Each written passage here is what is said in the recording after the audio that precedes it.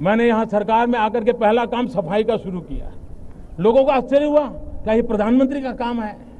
लोगों को लगता होगा प्रधानमंत्री के लिए छोटा काम होगा, मेरे लिए बहुत बड़ा काम है। सफाई करना ये बहुत बड़ा काम है। क्या हमारा देश स्वच्छ नहीं हो सकता है? अगर 125 करोड़ देशवासी तय कर लें कि मैं कभी गंदगी नहीं करूंगा, तो दुनिया की कौन सी ताकत है जो हमारे शहर गांव को आकर के गंदा कर सके? क्या इतना सा संकल्प नहीं कर सकते? भाइयों बहनों, 2019 में महात्मा गांधी के 150वीं जयंती आ रही है। महात्मा गांधी की 150वीं जयंती हम कैसे मनाएं? महात्मा गांधी जिन्होंने हमें आजादी दी, इतना बड़े देश को दुनिया के अंदर इतना सम्मान दिलाया, वो महात्मा गांधी को हम क्या दें? भाइयों बहनों, महात्मा गांधी को सबसे प्रिय था सफाई, स्वच्छता। क्या हम तय करें कि 2019 जब महात्मा गांधी की 150वीं जयंती बनाएंगे, हमारा गांव, हमारा शहर, हमारा गली, हमारा मोहल्ला, हमारी स्कूल, हमारे मंदिर, हमारी अस्पताल, सभी क्षेत्र गंदगी का नामो निशान नहीं रहने देंगे। ये सरकार से होता नहीं है, जन भागीदारी से होता है, और ये काम हम सबको मिलकर के करना है। भाइयों बहनों, 21वीं सदी में हम जी रहे हैं। क्या कभी हमारे मन को पीड़ा हुई? आज भी हमारी माताओं बहनों को खुले में शौच के लिए जाना चाहते हैं। डिग्निटी ऑफ विमेन, क्या ये हम सबका दायित्व नहीं है? बेचारी गांव की मां बहनें अंधेरे का इंतजार करती हैं, जब तक अंधेरा नहीं आते हैं जाता है वो शौच के लिए नहीं जा पाती है। उसके शरीर को कितनी पीड़ा होगी, कितनी बीमारियों की जड़ें उसमें से शुरू होती होगी। क्या हमारी मां बहनों की इज्जत के लिए हम कम से कम शौचालय का प्रबंध नहीं कर सकते हैं? भाइयों बहनों, किसी को लगेगा कि 15 अगस्त का इतना बड़ा महोत्सव बहुत बड़ी बड़ी बातें करने का अवसर होता है। भाइयों बहनों, बड़ी बातों का महत्व है, घोषणाओं का भी महत्व है, लेकिन कभी कभी घोषणाएं ऐषणाएं जगाती हैं, और जब घोषणाएं परिपूर्ण नहीं होती हैं तब समाज निराशा की गर्त में डूब जाता है। और इसलिए हम उन बातों को ही कहने के पक्षधर हैं जिसको हम अपने देखते देखते पूरा कर पाए। और इसलिए मैं कहता हूं, भाइयों बहनों, आपको लगता होगा क्या लाल किले से सफाई की बात करना, लाल किले से टॉयलेट की बात बताना, ये कैसा प्रधानमंत्री है? भाइयों बहनों, मैं नहीं जानता हूं मेरी कैसी आलोचना होगी, इसे कैसे लिया जाए, लेकिन मैं मन से मानता हूं। मैं गरीब परिवार से आया हूं, मैंने गरीबी देखी, और गरीब को इज्जत मिले इसकी शुरुआत यहीं से होती है। और इसलिए स्वच्छ भारत का एक अभियान इसी 2 अक्टूबर से मुझे आरंभ करना है, और 4 साल के भीतर भीतर हम इस काम को आगे बढ़ाना चाहते हैं।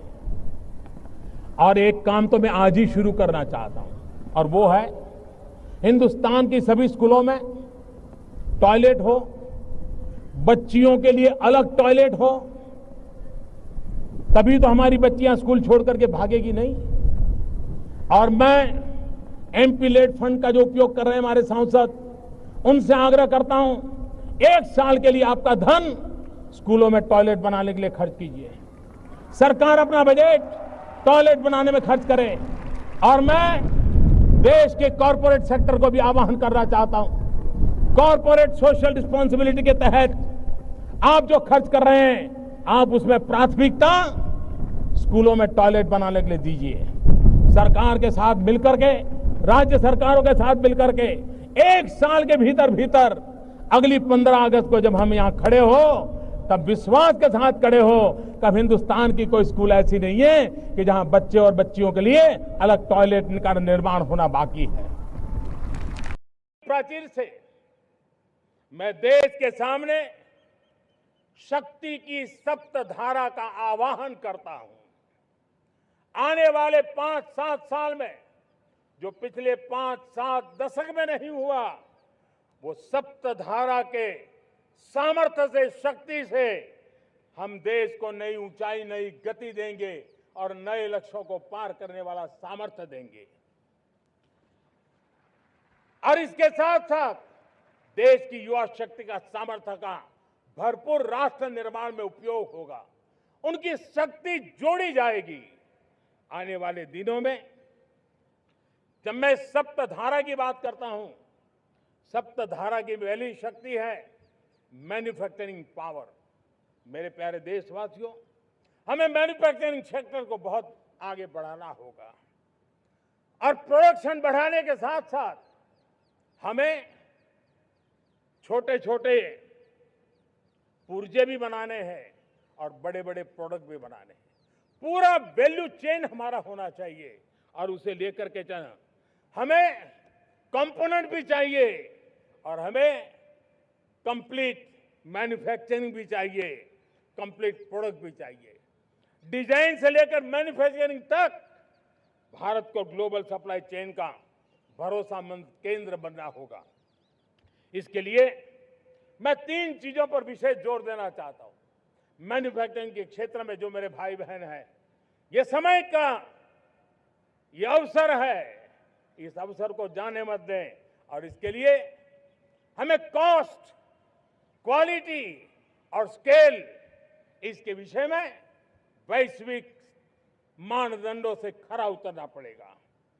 हमारी फैक्ट्रीज कॉम्पिटिटिव हो, हमारे प्रोडक्ट्स यूजर फ्रेंडली हो, हमारा पैकेजिंग दुनिया के लोगों को लुभावने वाला हो, आकर्षित करने वाला हो, हमारा जीरो डिफेक्ट प्रिसिजन मैन्युफैक्चरिंग, ये हमारी पहचान बनना चाहिए। हर मैन्युफैक्चरर, हर एंटरप्रेन्योर, हर एमएसएमई से मैं कहना चाहता हूं, ग्लोबल मार्केट में हमारी पहचान विश्वसनीयता और गुणवत्ता के आधार पर होनी चाहिए। क्वालिटी के संबंध में नो कॉम्प्रोमाइज, और इसलिए हमारा मंत्र क्वालिटी, क्वालिटी, क्वालिटी होना चाहिए। यही हमारा ग्लोबल ब्रांड वैल्यू बनेगा। मेरे प्यारे देशवासियों, इस सप्तधारा की दूसरी शक्ति है कृषि और फूड प्रोडक्शन, फूड प्रोसेसिंग। हमें इस दिशा में आगे बढ़ना होगा। हमारे किसानों ने, अब दुनिया के बाजार खुल चुके हैं। एफपीए के कारण हमें एक बहुत बड़ा मार्केट मिल रहा है। हमें वहां पहुंचना है, हमें उस जगह को हाथ लगाना है। हमें खेत से लेकर एक्सपोर्ट मार्केट की ओर जाना होगा। हमारे पारंपरिक खान पान हो, हमारे मिलेट्स हो, हमारे मसाला हो, हमारे फल हो, फूल हो, क्या कुछ नहीं है हमारे पास, वो ग्लोबल ब्रांड्स बनने चाहिए। हमारे किसान केमिकल फ्री खेती को बल देंगे। दुनिया में इनकी मांग और बढ़ने वाली है और जो ग्लोबल पैरामीटर्स के अंदर हर प्रकार से सिद्ध होने वाले हमारे एग्रो प्रोडक्ट होंगे तो दुनिया में हम आसानी से पहुंच पाएंगे। मेरी सप्तधारा की तीसरी शक्ति है टेक्नोलॉजी और इनोवेशन। मेरे प्यारे देशवासियों, आज जमाना एआई का है, क्वांटम का है, स्पेस का है, रोबोटिक्स का है, डेटा सेंटर्स का है। पूरी तरह एक नया क्षेत्र खुल चुका है और इमर्जिंग टेक्नोलॉजी ये भी हर पल हमें चुनौती दे रही है और इसलिए देश को दुनिया के लिए मार्केट नहीं बना देना, हमें इनोवेशन का हब बनना है। हमने यूपीआई और डिजिटल पब्लिक इंफ्रास्ट्रक्चर में लोहा मनवा लिया है, हमारी ताकत का परिचय करवा दिया है। अब भारत को डिजिटल पब्लिक टेक्नोलॉजी उसको भी दुनिया के कोने कोने तक पहुंचाना है। भारत को नेक्स्ट जनरेशन कम्युनिकेशन टेक्नोलॉजी में लीड करना है। मेड इन इंडिया 6G हर कोने में पहुंचे, ये हमारा लक्ष्य होना चाहिए और हमें उस पर तेजी करनी चाहिए और इसके लिए हमारा प्रयास कम नहीं होना चाहिए। सप्तधारा की चौथी शक्ति है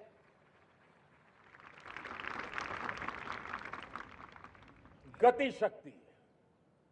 यह गति शक्ति देश के अंदर सीमलेस फास्ट कनेक्टिविटी पर हमें बल देना होगा। शहरों को हाई स्पीड रेल से हमें जोड़ना होगा। मॉडर्न हाईवे चाहिए, इनलैंड वाटरवेज चाहिए, एयरपोर्ट चाहिए, मल्टी मॉडल लॉजिस्टिक की व्यवस्था चाहिए। हमें पोर्ट्स को सिर्फ सामान उतारना चढ़ाने की जगह नहीं, दुनिया के शिप्स आकर के लंगर हो जाए इतना नहीं, हमें हमारे पोर्ट्स को पोर्ट लेड डेवलपमेंट ग्रोथ की दिशा में हमें आगे बढ़ना होगा। हमारी पांचवी शक्ति है सप्तधारा की, वो है रक्षा शक्ति। और ये रक्षा शक्ति का महत्व हर प्रकार से है। मेरे प्यारे देशवासियों, डिफेंस में आत्मनिर्भर होना अब भारत ने अनुभव कर लिया, दुनिया ने अनुभव कर लिया है, इसके बिना कोई चारा नहीं है। विश्व जब अपनी अपनी ही सोच रहा है, तब भारत विश्व के लिए बाजार बन करके नहीं रह सकता है। हमें डिफेंस के क्षेत्र में आत्मनिर्भर होना होगा। Next generation defence technology develop करके हमें ग्लोबल सप्लायर बनने की दिशा में हमें लक्ष्य लेकर के चलना है।